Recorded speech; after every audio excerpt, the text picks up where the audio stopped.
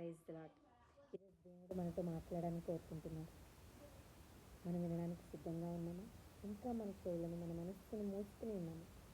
ఒకసారి గ్రహించుకుందాం. మనం ఆయన మాట వినడానికి సిద్ధంగా ఉన్నప్పుడు ఆయన మనతో ముచ్చటిస్తాడు. కాబట్టి మనం వినడానికి సిద్ధంగా ఉందాం.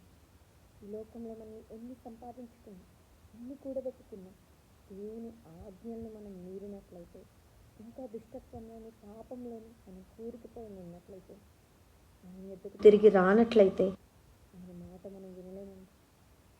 కాబట్టి మన చెడుతనమును విసర్జించి దేవుని ఎద్దుకు మనం వచ్చినప్పుడు ఆయన చెప్తున్నాడు, మనం ఆయన ఆజ్ఞలు గైకొనుచు ఆయన దృష్టికి ఇష్టమైనవి చేయుచున్నాము గనుక మనం ఏమి అడిగినను అది ఆయన వల్ల మనకి దొరుకును.